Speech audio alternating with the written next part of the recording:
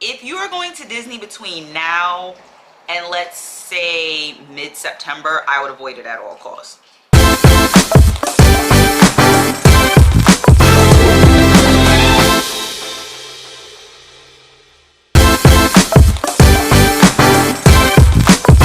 On Rockstars, it's your girl, the leader of the Rockstars. I am back from vacation. We got a lot to dive into. So I was gonna do initially a full all the way through review on my trip to Disney World, but I figured that that video might be entirely too long. Like, to try to squeeze 5 days into a video, granted I could have chopped out a lot of stuff, but I think it would just be best if I just give my review park by park. That may, it'll make the video shorter, and we can specify, like, if you don't care to hear about Epcot and you want to hear about Animal Kingdom, you don't have to fast forward through anything. There will be a video directly dedicated to that. So we're going to start with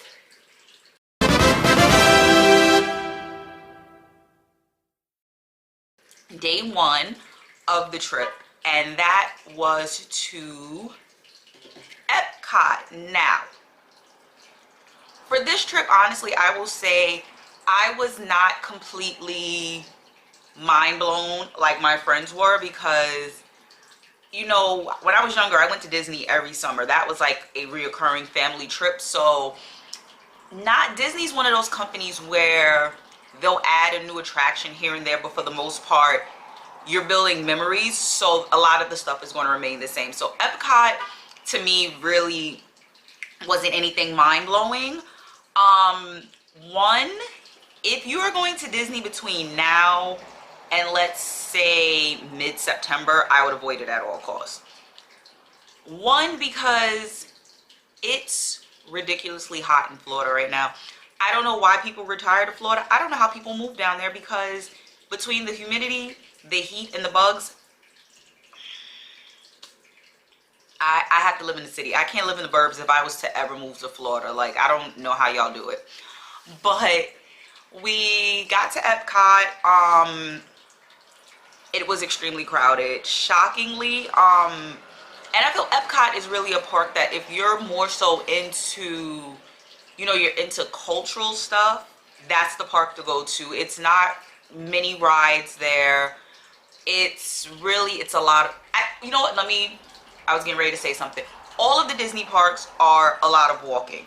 So you can be a brave soul like I was, and I only packed sandals this entire trip, like hard bottom sandals and one pair of shoes. I did not pack any sneakers for this trip.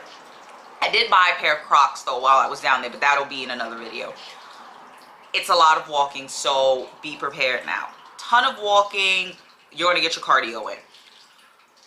We get to Epcot and it's packed, and we got to Epcot, I want to say before 12 p.m. because our flight had landed at 9 and we went and had breakfast and then went to Epcot. So yeah, the crowds in every park, and this is going to be a reoccurring theme across my videos right now, it was just super crowded. So my friends, unfortunately, and I wish I would have known this beforehand, are not, thrill ride junkies like I am. I am somebody, I'm getting on all the crazy rides. Anything that flips me, throws me, I'm here for it. So the only thing at Epcot, what did we get on? We did the Nemo and Friends, the sea thing. We got on that, which was pretty much this gimmick right here. I have to like go through my footage on both my camera and my phone just to ensure that I have videos of a lot of the stuff that I'm talking about. If I don't, I will just post pictures of it. But the Nemo ride was literally, you sit in a shell and you go through a like a video thing. It's a simulator type situation. One of the most popping rides at Epcot, they only have 2 popping rides really. 3, but I didn't get on the roller coaster because, again, just the wait times, and my friends didn't want to get on any roller coasters. Soaring, oh my god, this is like a favorite ride of mine and my brother's. Like when we went 15 years ago, one of the best rides ever. It's a hang glide simulator. Dopest right there. I would suggest if you go to Epcot, either go to that or Test Track first. We didn't make it to Test Track, unfortunately, because the wait was like almost 2 hours. But we did make it to Soaring, and I think we were on that line for about 45 minutes. And a lot of these rides as well, with the wait time, a lot of it is just the walking to get to, like, you know, through the loop arounds. Like, I don't know when Disney started doing all these loop arounds for their rides, but it was a ton of loop arounds, just walking back and forth until you got to the beginning of the ride. So we did get on Soaring, which, like I said again, one of my absolute favorite rides there. So we did that, and then downstairs is it's a water, like a slow moving water boat ride. I'm drawing a blank on the name. I'll put the name right here. And we got on that, and it pretty much, it takes you through the garden that Disney builds, and where they get a lot of their food from, a lot of the agriculture down there for their parks. That's really good if, like, you're into seeing what kind of plants you can grow, how to grow the plants, other ways to grow plants outside of using soil, which is really dope if you're into gardening. That wait also was about maybe 35-40 minutes, but again, because it was just a lot of the walking and the walkthroughs. And then this ride in particular, it was a large boat, so they were able to squeeze a good amount of people into the boats. Now again, I'm already back home, so if you're watching this in, like, within this week or the upcoming weeks, Florida has reinstated their mask mandates. However, Florida has not reinstated social distancing. Like, there were no 6 feet markers, 3 feet markers. Everybody was up on you. I will commend the state of Florida and the people who were at these Disney parks, because majority of the crowds were very vigilant about their masks. So we're not going to get into all of that, but again, just so you know, if you are going to Disney between now and the impeding lockdowns, yes, they are enforcing the mask mandates inside. So that would be your sit-down restaurants and anything that has like an indoor waiting lobby area. So if you're getting on Soaring, Soaring is inside and you will have to have a mask on. If you're going to the boat ride, that is also indoors. It is directly downstairs from Soaring. You will need a mask on. We also went to the they have like an indoor aquarium, which y'all know I am a sucker for an aquarium. Not a ton of animals, sadly, though. Like, they had a few sharks, they had a few turtles, they had a lot of rays. Like, that was probably the most I saw there. They had a lot of stingrays. We did see a few manatees, but you know, in order like to really see the manatees active, like, you have to catch the feeding times, and we unfortunately had I think we just had missed them being fed, so they were kind of just, you know, doing their little manatee thing, floating around, all that good stuff. Like I said, we didn't get on the, I believe, what is it, rocking roller coaster. That might be the wrong name, but we didn't get on that. We didn't go to a lot of the food stuff because, again, it was our first day in town, so we didn't have huge expectations of Epcot.